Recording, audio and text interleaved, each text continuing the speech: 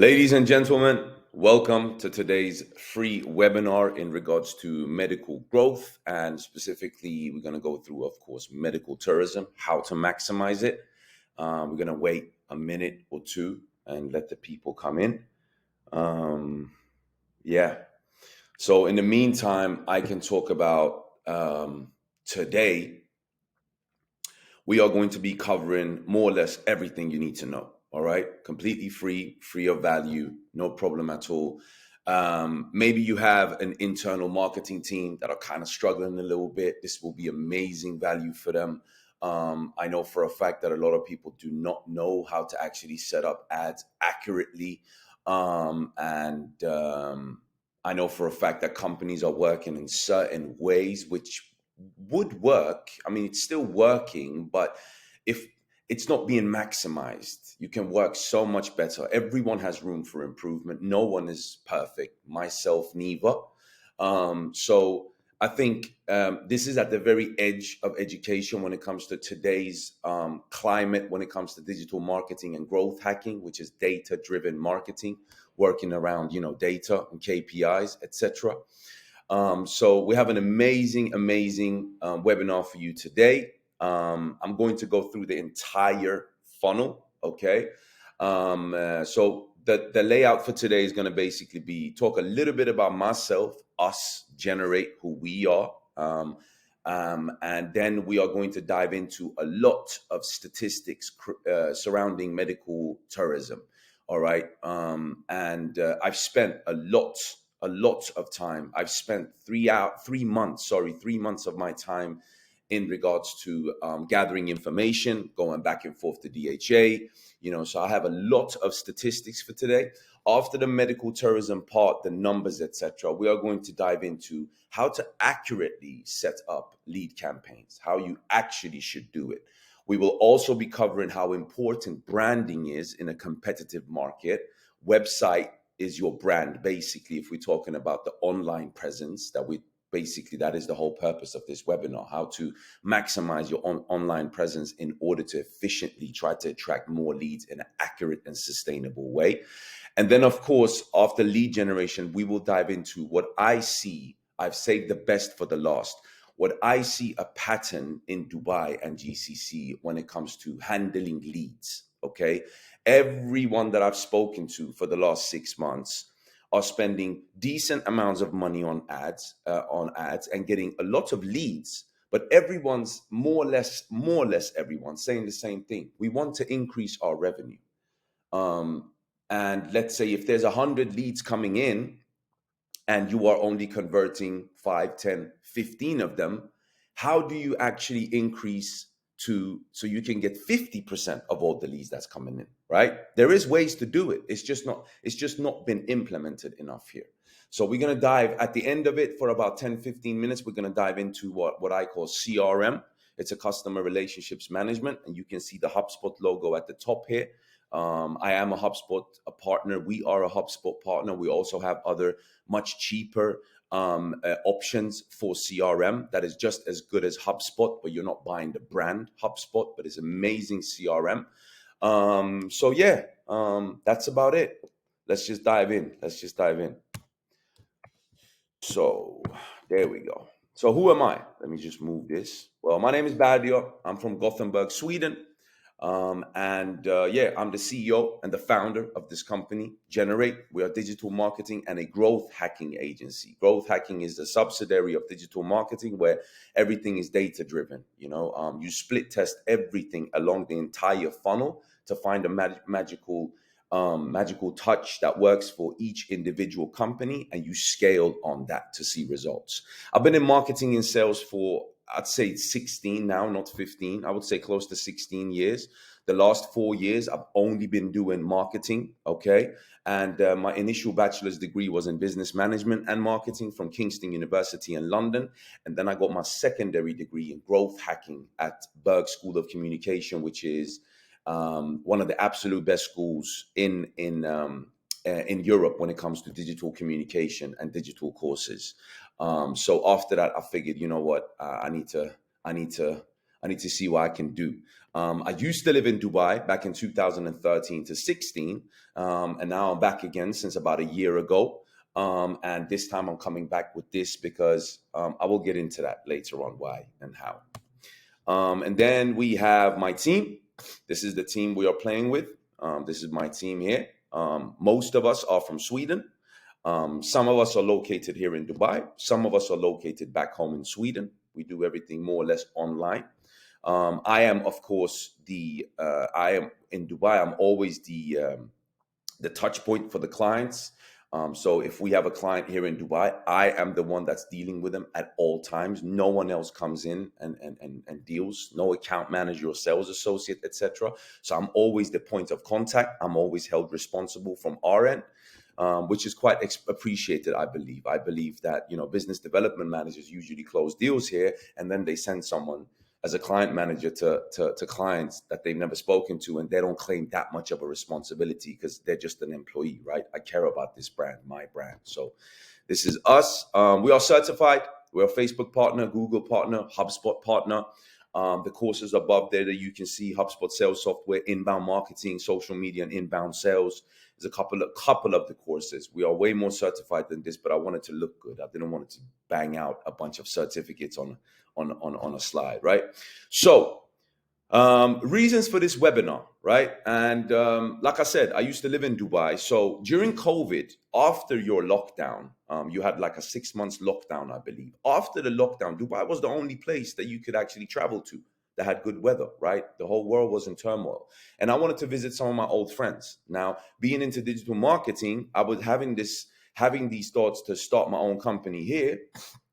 But I wanted to do a little bit of research. Where do they need help? How advanced are they in marketing in terms of experience? Let me turn this phone off. Boom. So I flew down to Dubai for the entire winter. I was actually here for 6 months just researching food and beverage market, hospitality market, real estate market. And I stumbled across a DHA article that mentioned that 325,000 medical tourists had visited Dubai in 2019. So I was very much blown away. All right. So I started digging into it. I did extensive research on the medical market. And the initial analysis that I made at that point was, okay, we have top tier practitioners and facilities. I will dive into that in statistics. But we lack the standards of marketing and infrastructure and branding, right?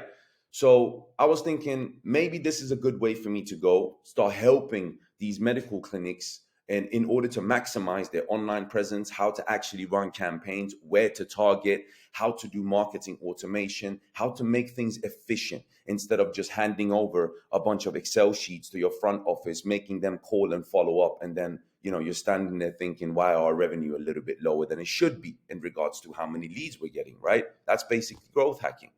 So medical tourism stats. So as of today, let me move this up. Boom. As of today, it's a 14 billion USD global market, 2022. And the estimations is to reach 53 billion by 2028. I have actually forgotten to put the source here. This is from BOPIM, I remember. It's a huge portal when it comes to statistical data. And it's got so basically we have an expected annual growth of 20%, which is absolutely insane. Okay. According to the Medical Tourism Index that was issued by International Healthcare Research Center, you can check this up online, everything. Abu Dhabi ranked 15th and Dubai 7th for destinational environment. I think this is more about the whole tourism part. Abu Dhabi ranked 8th and Dubai 13th for medical tourism industry. I think that's because Abu Dhabi got a couple of hospitals like Cleveland Clinic, etc. That is, they're more established than the hospitals that we have here in terms of global branding. That's what I believe. They didn't mention exactly what that meant, but I'm just adding up 1 + 1, and that's how I assume. Abu Dhabi ranked 8th and Dubai 13th for medical tourism. We went through that. Abu Dhabi ranked 9th and Dubai 5th for quality of facilities and services. Guys, this is worldwide. I was blown away when I read this. So overall rankings for medical tourism, Abu Dhabi is 9th in the world and Dubai is 6th. We have an incredible opportunity. And I think there is so much room for growth for exactly everyone in Dubai. Okay, so regional rankings for medical tourism, of course, Dubai is ranked, as you probably guessed it, number one, like everything else we are, right? So let me move this down again. So let's dive a little bit into the medical tourism stats. The medical tourism spending in Dubai reached 730 million dirhams in 2021. That's 630,000 patients. 55% were men, 45% were women. Here we have the source. The source was DHA. I had to do endless traveling back and forth to get some details from them, which they later published. So all of this is actually online now. They later published this like 3-4 months ago. And I did this research back in the summer.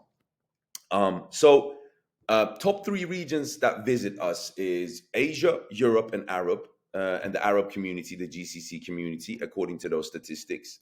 Top three places of practice, meaning the biggest practitioners, is the multidisciplinary clinics, hospitals, and one-day surgery centers. And then, of course, you have the top three specialities, which is dermatology, dentistry, and gynecology, which are the specialities that people I'm traveling to Dubai for. This part here, I'm not surprised at all. I personally was a little bit surprised of dentistry. I'm thinking dentist can easily be found everywhere. That was my initial thought.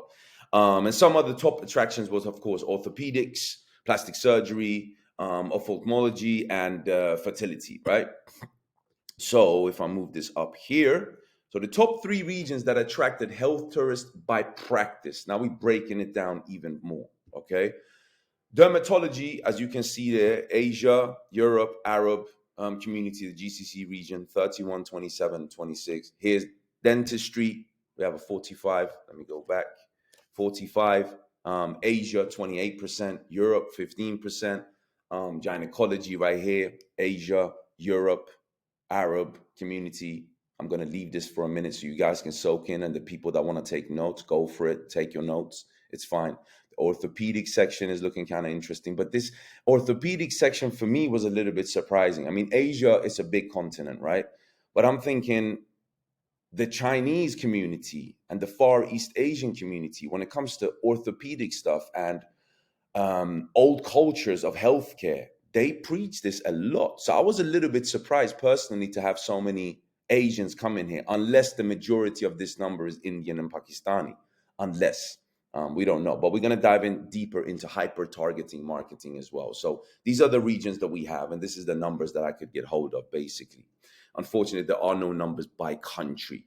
Not that I could manage to get maybe some high end, some high top level individual in DHA that you have good connections with, maybe can give you actually per country. I don't know. I'm just speculating. Plastic surgery, this is not surprising at all. The Arab and the GCC region, we know for a fact, a lot of people come from Saudi, a lot of people come from Qatar, a lot of people come from Kuwait to do their plastic surgeries. Europe didn't surprise me, and this one didn't surprise me that much. What else we can dig deep into? Here's another one that surprised me a lot. We all know Europe is pretty far advanced. I mean, we have some of the best medical schools in the Balkan countries, actually, in Eastern Europe. Quite a few people from Sweden actually travel there, and Scotland and England to study there. They're amazing. And hospital communities in Europe is amazing. So I was a little bit surprised that the top ranking was Europeans coming for hospital purposes. So I'm going to leave this for a minute here. And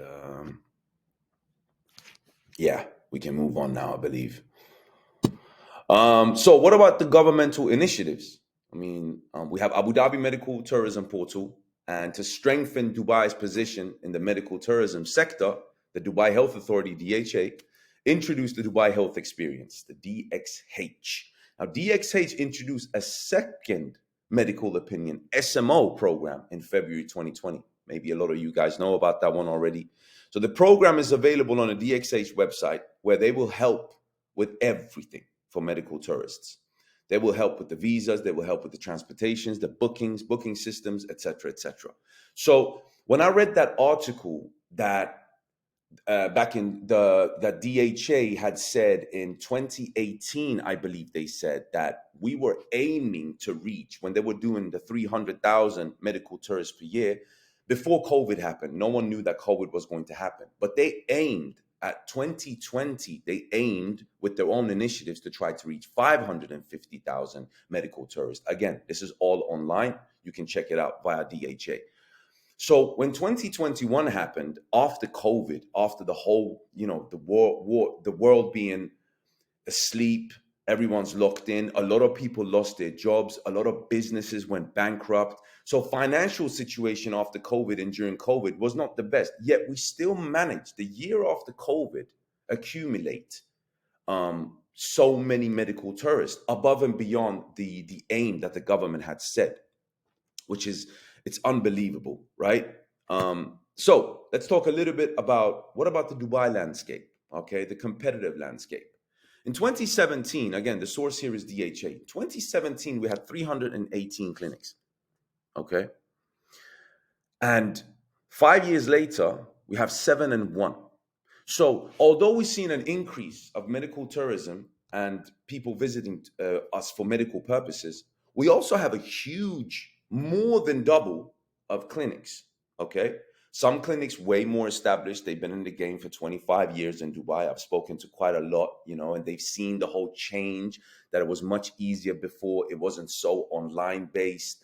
There was not that much competition in comparison to the civilization itself.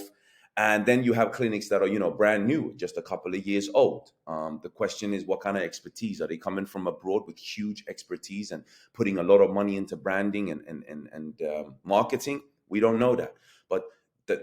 But the point I'm trying to make here is that even though we have 3.5 million people living in Dubai and such a huge influx in medical tourism, this is something to actually look out for, because it doesn't mean that clients just going to walk through the door. It requires a lot of work, right? And Albert Einstein said something very, very nice. The insane do the things over and over again and expect different results. So we can't really, if you're serious about growing and even maintaining what you've accumulated until today, with these type of statistics, certain things have to change in order to follow trends, right? If we move to the next one, my screen is good here. Here we go. So what I did was, this is when I was here during COVID, when I read all of the DHA reports, etc., when I was blown away.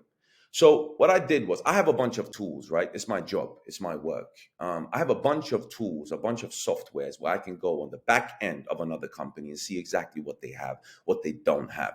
Okay, so the clinic's operational as of today and how they are adjusting to the online presence and the trends that we have today in digitalization. So what I did was, I checked out Dubai and Abu Dhabi websites, and I randomly jumped into 50 different medical clinics that I can find on Google Maps, okay? Some clinics that I found out now don't even have Google My Business, so you can't even find them via Google Maps.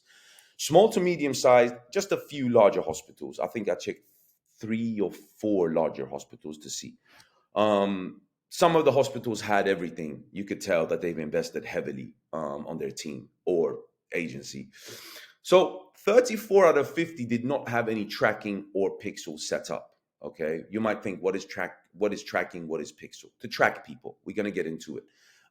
You have to have tracking and pixel set up. So if I visit, for example, if I visit your website, we need to have tracking installed, so your website, your system can recognize that I've been to your website. So if I go to Gulf News, for example, or Arabian News, or something completely different from your website, you can manage to run retargeting campaigns on me.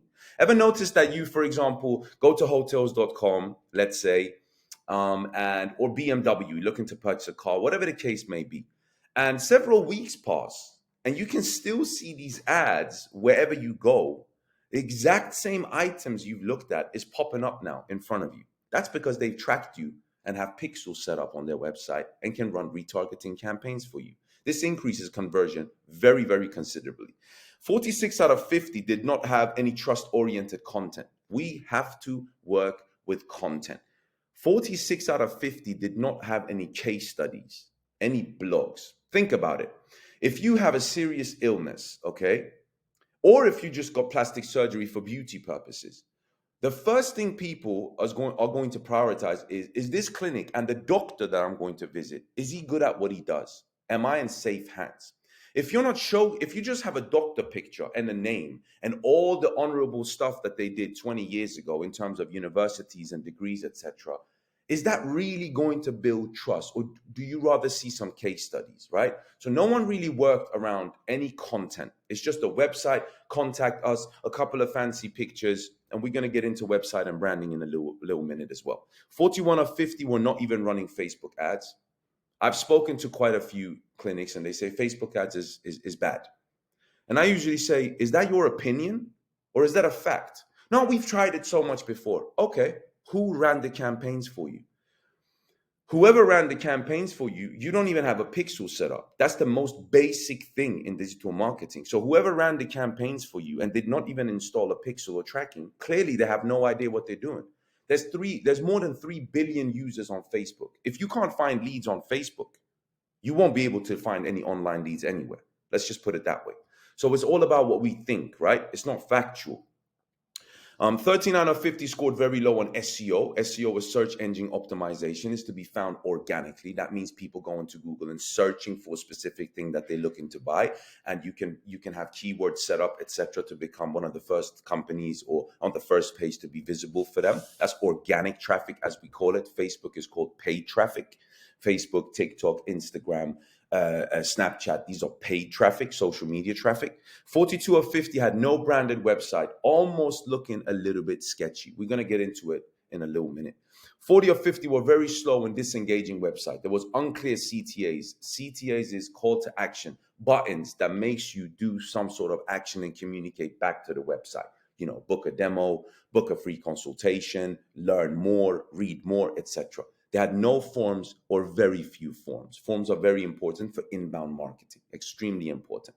People are lazy. Remember, we have the lowest attention span in human history, thanks to our phones and all of our social media. So we kind of brainwashed ourselves. We don't have the patience to do anything, right? Everything must be accessible at all time in front of us. That's why we have little chatbot widgets, right? Everyone has a chatbot widget or a WhatsApp widget because you know that's the case, right? So this is very, very alarming. And Isaiah Berlin, another quote here, is to understand is to perceive pattern. Now, am I saying that all clinics or everyone in the medical sector is not going accordingly? I'm not saying that. I just selected 50 randomly. But if these are the numbers from 50, I clearly see a pattern, right? I clearly see a pattern. And I don't think I just randomly selected the bad or the worst, right? It's a pattern. Maybe a couple are going to come up very, very good, but then a bunch going to come up really, really bad again. When it comes to online presence, right? Let's see. So your website is truly your airport, especially for people looking online. Okay. Which one would you visit here, for example, and recommend to others? Your website should be aligned with how good you are at what you do, how confident you are in your clinic. Okay. If you have an amazing clinic and you've been around for 20 years and you have 3 doctors that are amazing, they're known all across the region, for example, but you're trying to accumulate more leads and these leads will be cold. Not all of these people know about your clinic and your clinic is spotless. You've invested your time, your hard-earned money in your clinic. You've acquired the best doctors, the best nurses. You have an amazing team in your front office, but then your website looks not very promising. The likelihood of you receiving trust and gaining leads and converting leads from outside, cold leads that you're trying to gain in order to increase your revenue or grow, is quite unlikely. Okay. This is crucial simply because now we're going a little bit into cultures. Okay. Countries from the West that is far ahead than GCC when it comes to digitalization and online patterns, they have a lot of doubt and a high index for standards. If you go to European websites or American websites, mostly I would say European websites, especially where I'm from, Scandinavia and Sweden, we're very, very far ahead. You go to Swedish websites, they're very engaging, they're very soothing for the eye. There's very low bounce rates. Bounce rate meaning that you leave a website when you see it. This is all mentally, psychology, right? We're going to get into that in a second as well.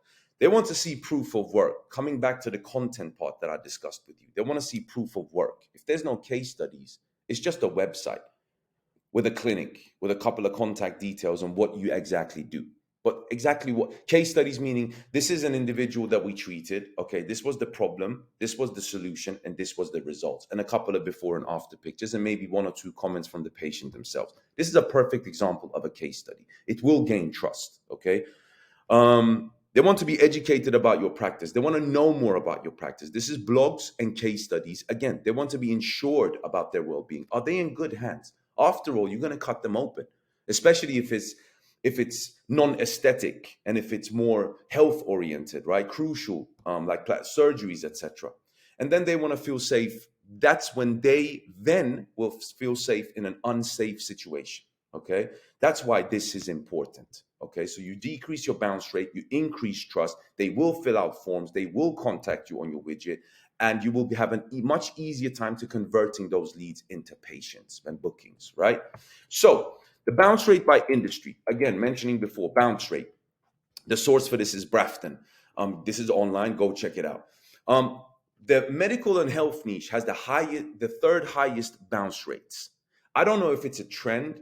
I don't know if that the expertise, because I know for a fact the medical industry requires a lot of kind of like my job. You have to stay on top of trends. You have a lot of seminars and global commissions, etc., where people talk about development. You got pharmaceutical development. I don't know if we're too busy, or if we've hired the wrong agencies, or if we've hired unknowledgeable people in-house to understand how important website engagement is mentally in order to decrease bounce rates and get people to engage. I don't know, I'm speculating, but it's the third most highest bounce rate according to Brafton, and this is a very, very valid source when it comes to statistical data. Okay. So let's talk about engagement psychology. All right. I was looking around online, and I figured, never mind, I'll just take my website. So this is my website, or our website, shall I say. One of the first things they teach you in digital marketing, especially when it comes to design and website implementation and website design and UX, which is user friendliness, which has to be taken into consideration, that I'm talking about how friendly it is, the system. Like Apple spends a lot on user friendliness. That's why their phones are so easy to navigate. You get sucked in, for example, this is a website. This is how it's supposed to be looked. What they do is something called the blurring effect. If we go to the next picture, when we blur an image, okay, again, this is psychology. I'm not a psychologist, but this is just what we've learned, right? You're only supposed to see clear-cut CTAs, call to actions. This one here is a call to action. This one here is a call to action. The white text that you see here is basically the slogan of what we do, okay? But if you look at the background, it's all even and plain. Let me go back again. See, book a free consultation. Let's generate. Let's generate is just something that I put for branding purposes because we're called generate. When you click let's generate, it's going to go down to my calendar where you can actually book a free consultation. So if we see this again, you see, now I'm taking an example of a clinic. I've removed the brand. No one knows exactly what it is. We look at this, for example. Okay. This will make people to bounce. I guarantee that the bounce rate on this is north of 80%. Bounce rate is calculated if an individual stays for 8 seconds and above. That's a bounce rate. So if they leave within 8 seconds, that's a bounce rate. That's how you calculate bounce rates. And then after 8 seconds, there's other KPIs. We don't need to get into that. We're trying to stick to what's really relevant right now. Look at this. So basically we have, this is catching the eye.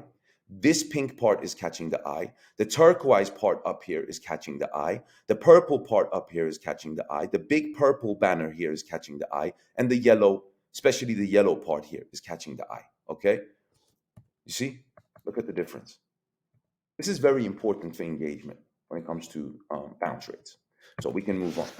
Now, if we're talking about a perfect example, let me move my face up here now. Okay, so which one speaks more of value?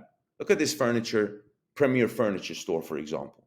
They have no branded guidelines, meaning there's 3 colors that needs to be branded. Okay, they have yellow, they have 2 different sets of red, one type of red here, another type of red here. They have a navy blue here, which is lighter than the navy blue in the Premier. It's all over the place. It does not look, to me, it looks like a scam. Can I really trust that they're going to deliver the furniture that I'm going to order, right? Here we look at Boo Concept. Soothing to the eye, it's clean.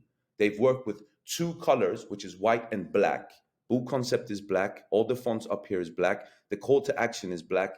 The header inside of the hero section, this is the hero section. Hero section is the first thing you see when you visit a website, is all black. And then you have very soothing, amazingly filtered pictures.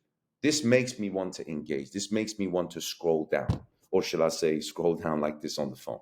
So which one speaks more value? This is how you will be perceived, okay? Brand experience. Now we're getting into brand as well. These are all the same products, right? Same products, same text on the products. Everything is the same. The ingredients, everything. But they've been presented in different ways. What do you perceive? Which shampoo is more expensive to you here? The one to the right with this budget looking packaging, or the one to the left with the premium looking packaging, premium background, a couple of things for the aesthetic, which is good for the eye, which causes engagement. That's why we have aesthetics in Dubai, right? Fillers, etc. Otherwise, women wouldn't do them, right? If it's not soothing for the eye. Which coffee is the strongest? I'm just using the strongest as a powerful thing, because coffee should be strong, right? Look at this. Which cookie brand has the healthiest ingredients? Same, right? So it's all about perception.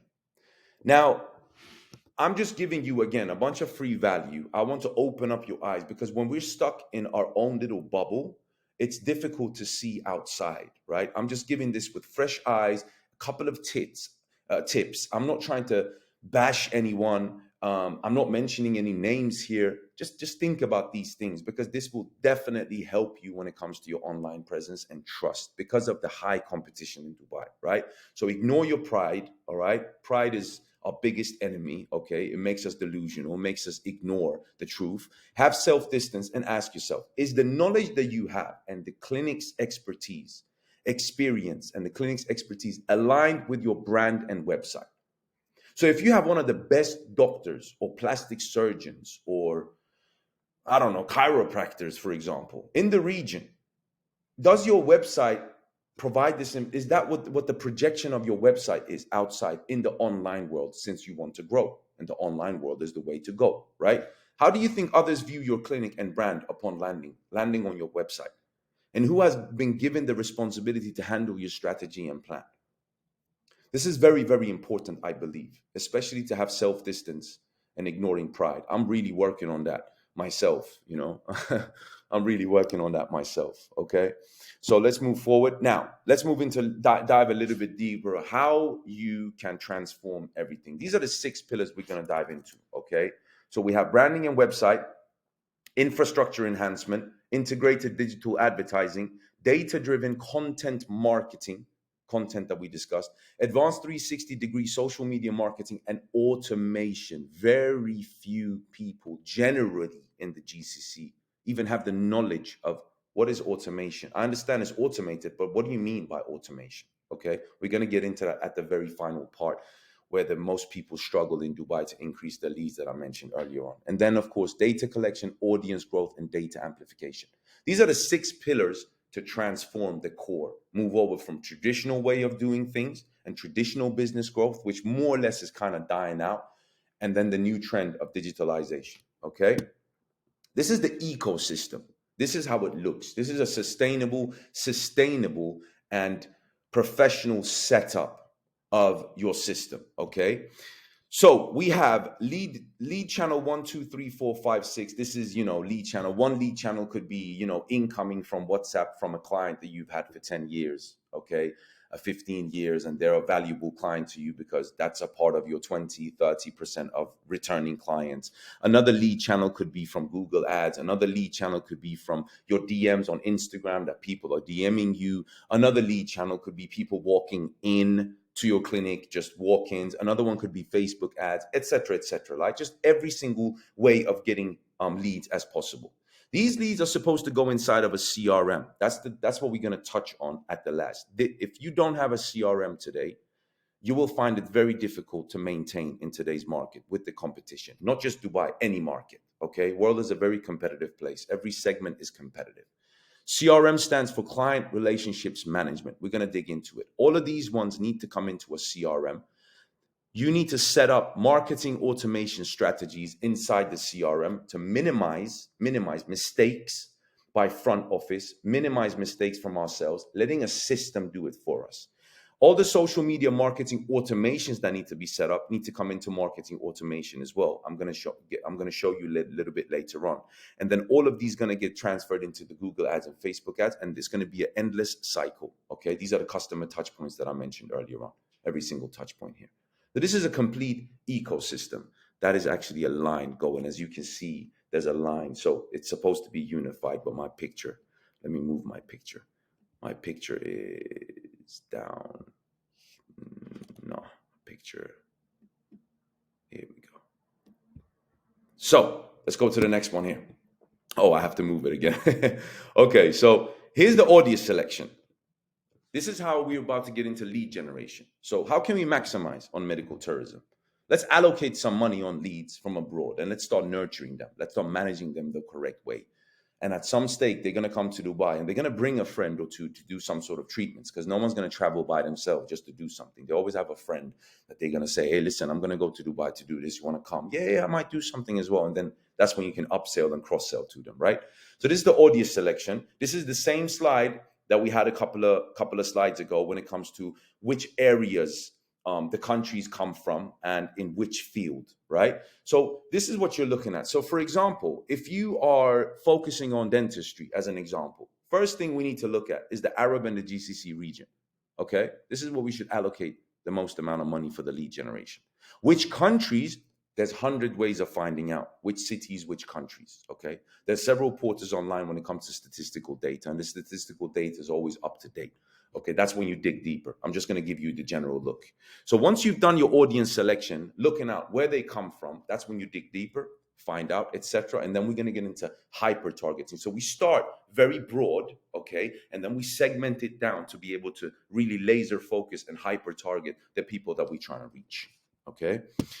So if we look in here, for example, this is the hyper targeted approach. We know the countries after digging deeper, then we need to find out the cities, and then we need to find out the affluent areas where they stay, where they spend their holidays, their money, lunches, etc., through their digital touch points. Guys, everything today is tracked, okay? Facebook, Google, all of these algorithms, the pixels and the tracking that I mentioned earlier on, everything is tracked. They know more about what we did 3 years ago than we remember.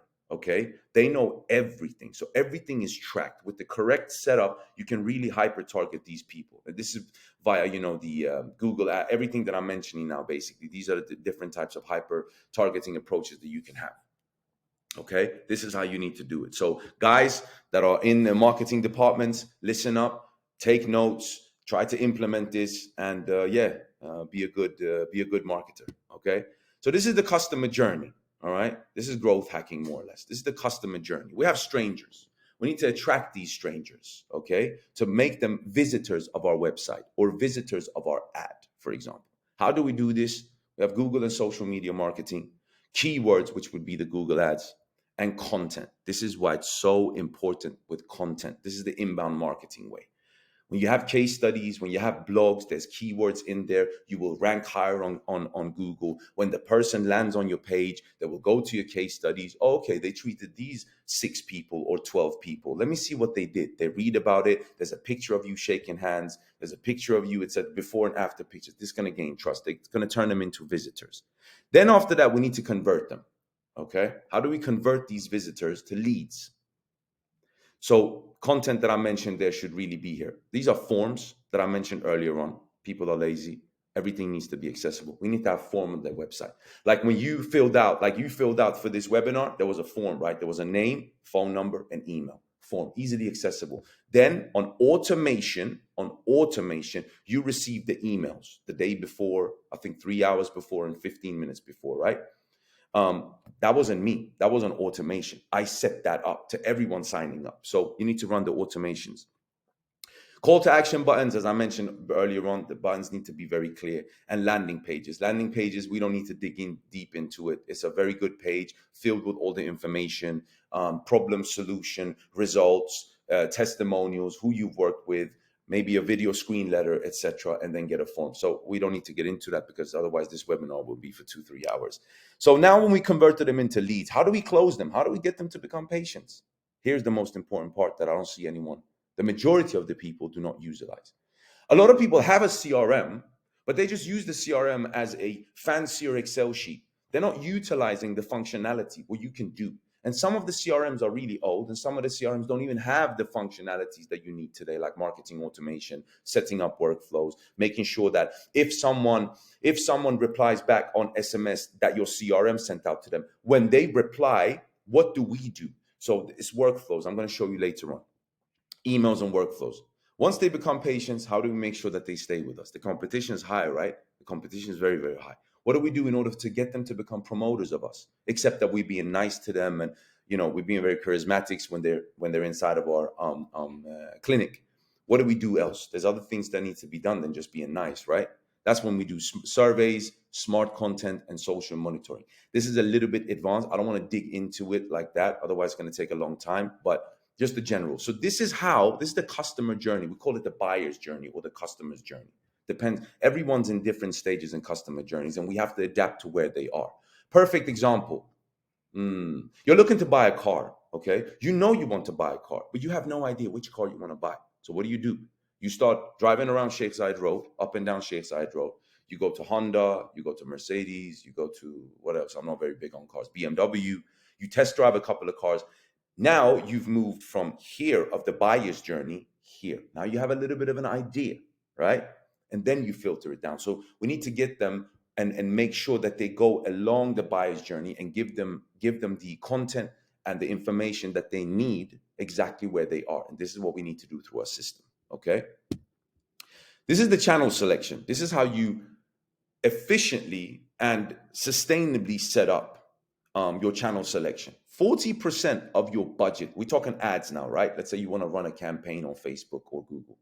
40% of your budget allocation should always be an awareness campaign. First of all, they must know that we exist, okay? Awareness campaign to get shown in front of as many people as possible. As many people as possible, okay? So they know that we've been shown.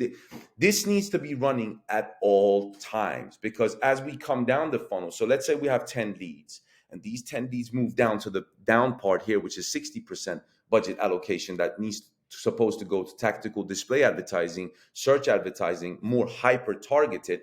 We still have to have a flow of people coming in, because some going to fall, right? And some going to turn into patients. Some we're going to have a short-term plan for when it comes to nurturing, some a little bit long-term plan. So we continuously have to have this awareness campaign to get a stream, a flow of incoming leads. And then we can break them down in the 60% budget allocation that I have here. This is hyper-targeting. Now, so the digital marketing channels, this is not rocket science. I just have to include this for everyone. We have social media, which is paid ads, all right? We have search engine optimization, which is, keywords. It's not interruption marketing. Social media is usually interruption marketing. SEO is search engine optimization. So this is when you actually go online to look for something. This is purchasing with intent, okay? Search engine marketing here, which is based on everything on your website. Email marketing. A lot of people say email marketing is dead. Email marketing is dead. No one opened their email. Again, is that factual, or is that because you don't open your email and you don't think people open their emails? Okay. It's all about setting email marketing up the correct way, automated with correct follow-ups, not 1 stage, 2 stage, 3 stage. Okay. According to Industry Index, it requires seven emails before someone opens an email. Okay, let me see what this is. Okay, so you need to do follow-ups, and the emails needs to be personalized. You can't just randomly send out and say, hi, we're offering this now for this week. Thank you very much. Goodbye. I mean, you will get some response, but it's not being utilized correctly. So this is not true. For every $1 that you spend on email marketing, industry standard is you get $4 back if you do it correctly. And this is a bunch of testing within your niche. Okay, and of course, affiliates. These are the digital marketing campaigns. Affiliates could be partnerships with gyms, could be partnerships with hotels that most of you guys already do now, etc. Let's move on to the next one. This is a sales funnel. I've mentioned sales funnel numerous times during this webinar. Okay, so this is a sales funnel. This is called the IDA model. Okay, awareness, interest, desire, and action. The IDA model. This is how it works. The awareness campaign that I mentioned 2 slides ago. Here it is. Okay, we need to get them in awareness campaigns where where 40% of the budget needs to be done on awareness, because there's certain metrics you can select in Facebook, for example. What is the purpose? What are you trying to do when it comes to this ad? These are the awareness campaigns. It's targeting social media ads, display ads. Display ads is basically Google, what's being displayed in front of you. Then we have interest. When we brought them down the funnel from awareness, then it's interest. This is where the remarketing that I mentioned a couple of slides ago come in. A lot of people don't even have tracking set up, pixel set up. So the people that's visited us and seen our ad and our website, for example, they need to get remarketed, because you need to stay top of mind, right? Why does Coca-Cola and McDonald's to this day advertise? They don't need to, but they have to, because they need to stay on top of mind. They're huge brands, right? And then we have paid search, SEO. And then when we move them down from interest to desire, they've gone into us, they've bought us, they understand what we do, etc. There's a desire created there, right? Now we're trying to just push them over to action for them to book with us or become a patient for us, okay? These are the tools that needs to be utilized for every step of the way. Marketing automation, we're going to get into. I'm talking a lot about automation because it's really sad that it's not being utilized. This is the ideal campaign structure.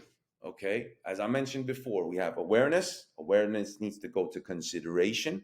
Again, according to what I said about 40-60 previously. And consideration moves over to conversion. TOFU is top of the funnel, meaning this is top of the funnel. Middle of the funnel, consideration, which is here. This is the middle of the funnel, interest. And conversion is bottom of the funnel. It's basically these two. I would say it's more action, okay? This is the ideal campaign structure. This is how you set up these campaigns, okay, in order to be maximized. This is the ideal campaign structure, but I'm getting a little bit more deeper into it of how to actually create ads. Ad group number one, as I mentioned in awareness, the 40%, we need to go as open as possible, okay? No interest, nothing. Just Dubai, for example. Or if you want to aim at, I don't know, Karachi or Riyadh, okay? Just as open as possible. Open targeting. Let Facebook run its course, because they have data on us, right? They know what people are looking for. They know which groups people are following, what the interactions are with other people, etc. So they can kind of put your ad in front of the correct people, okay? Open targeting. Ad group number two, there's two ad groups, okay? Two ad groups. Ad group number two should be based on interests, based on behaviors and hashtags. Once we've done the exciting part, we need to have another set of three ad groups.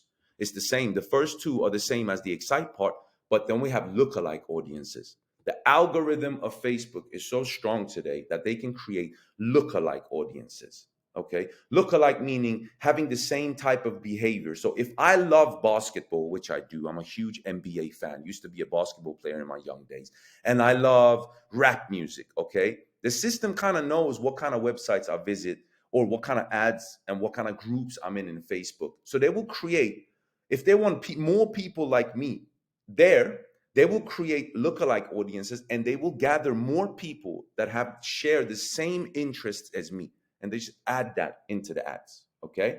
That's how you reach people the best way. And then the convert part. One ad group is the open marketing, open targeting, just like the first one here. And the second one, just like the first one. And the ad group number three, just like here, that we added from Excite, which is the lookalike. But then we're adding ad group 4 and 5.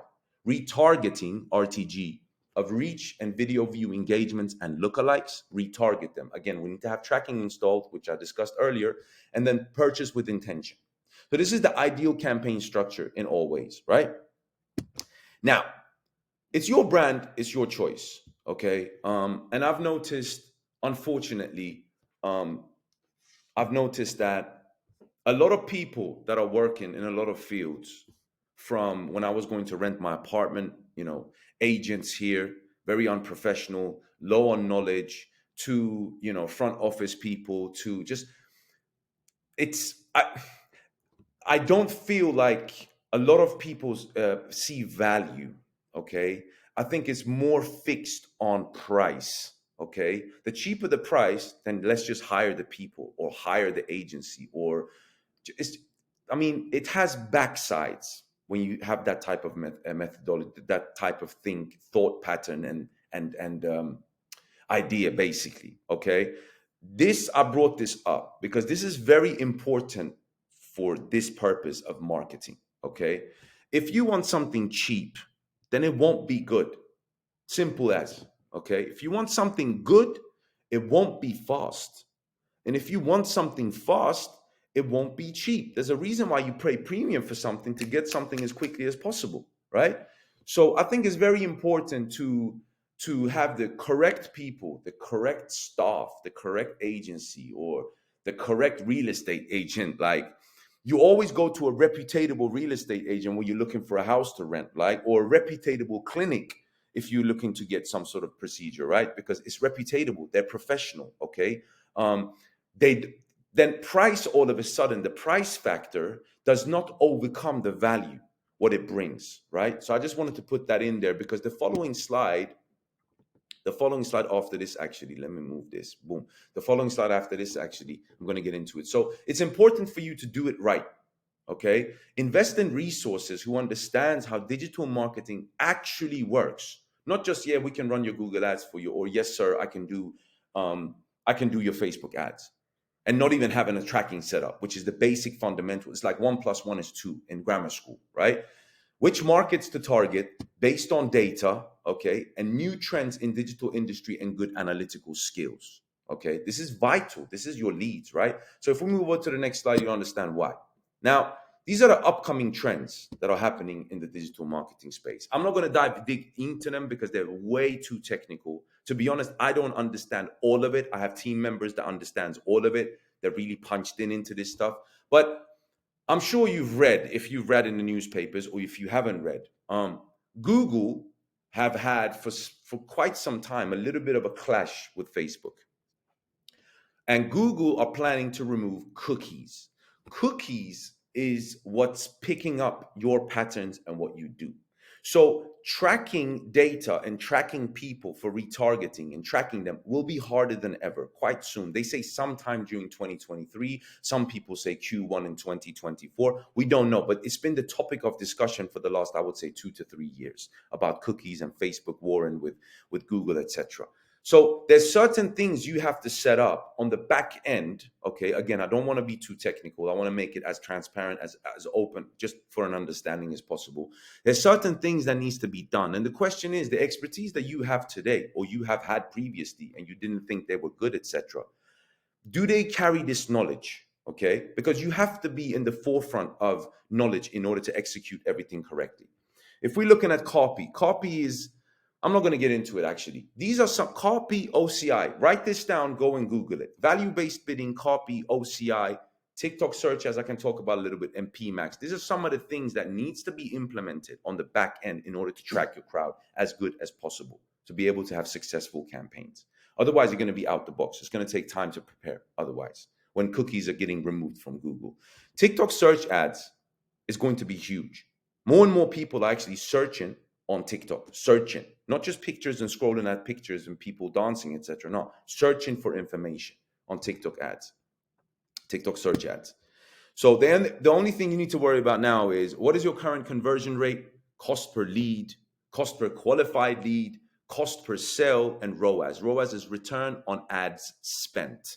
These metrics has to continuously be analyzed in order to see where the problem is and try to fix that problem. I don't call things problems, I call them challenges, really. Okay, this is what you need to think about. So what's the takeaways from this part of the webinar when it comes to lead generation? So you need to set your goals and objectives, plan your budget, research the market. I've discussed that a couple of slides before.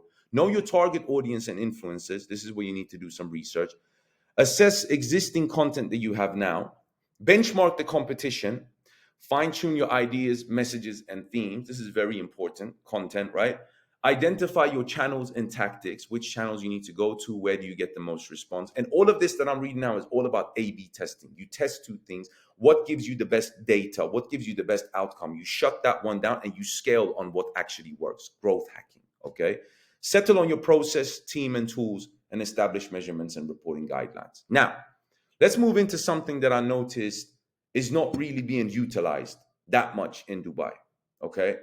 For me, it's like drinking water in Sweden. Every company has a CRM and they maximize the CRM and the functionalities of it. Some people here actually, I've spoken to a few people that actually thought a CRM was just a database, and it doesn't really have a function. I mean, you get a bunch of leads on an Excel sheet. Your front office calls and follows up, right? There's room for mistakes. What happens to the leads from 3 weeks ago, from 2 months ago that you didn't manage to convert? Is there a lead management structure and strategy in place? Is there a lead nurturing structure and strategy in place? How do you nurture the leads that never converted in order for them to come to you next time, or spread the word about you in order for your brand to become top of mind for the people that did not convert, right? So I call it the growth engine, the infrastructure, and that is indeed the CRM. So a CRM platform assists, automates, and empowers your front office teams to deepen their relationship with customers and provide a best-in-class experience. It's a must in today's competitive climate. There's room for error when you do everything manually. It started, CRM 20 years ago started that. It's just a sales tool, okay? Now today, it's a business tool because innovation has really, really taken its course when it comes to developing CRMs and adding functionalities that will be useful along the entire buyer's journey that we discussed earlier on. Now, first, we need to understand that speed to lead, that I call it, speed to lead is everything. These are sources here, okay? After 5 minutes pass, the odds of connecting and qualifying with the lead drop by 80%. Again, it comes from leadresponsemanagement.com. They did a study in MIT for it. Responding to leads within the first minute increases conversions by 391%. This is data. This is not my opinion, okay? I've noticed that sometimes I don't get a call back from something. Like I have problems with my back, so I go to really deep tissue massages. They can come back to me like after a day. It's unbelievable to me, right? Meanwhile, I've searched for others because I don't think they're serious, right? All of a sudden, I've searched at 5 different places that can help me with my back problems. So the problem is that companies take forever to reply. If we look at the healthcare, these are the sources where this information comes from. It takes 2 hours and 5 minutes. Like this is the index for it. I'm not saying everyone does. Maybe some people call back after a minute, but this is the index. Telecommunications, 16 minutes, of course. It's a telecommunications company. Small companies, 48 minutes. Medium companies, 1 hour, 38. And large companies, 1 hour and 28 minutes. Following up and nurturing a lead is vital for increasing conversions, period. CRM will do the work for you, okay? You just need to have an overview over it to see what's going on, okay? Like CRM, here we go, for example. Let me move this here. So it gives you a complete overview, okay? It gives you overview over the patients, the leads, how much you've spent, okay? And also where you can collect payments. You can integrate Stripe into it and collect the payments, right? It's a truly appreciated tool to have all in one place. And the dashboards, like this is a dashboard of the entire funnel. You can see percentages. You can see where is the problem, where is the drop off. How come we only have 12% conversion, okay? And we have leads of 300 leads. And how come those leads do not come down in the funnel and they kind of stick there? Because you're utilizing manual calling back up, manual follow-up. If you automate this whole process, you will nurture leads to come down the funnel. This is a pie chart. You can see everything. So as you can see, it's just a dashboard that keeps an overview of exactly where the leads are, how much money's been generated on each phase, right? We can also collect payment, like I said earlier on. So complete overview. We have 2 CRMs that we provide. HubSpot and Generate's own CRM, GRM as we call it, generate relationships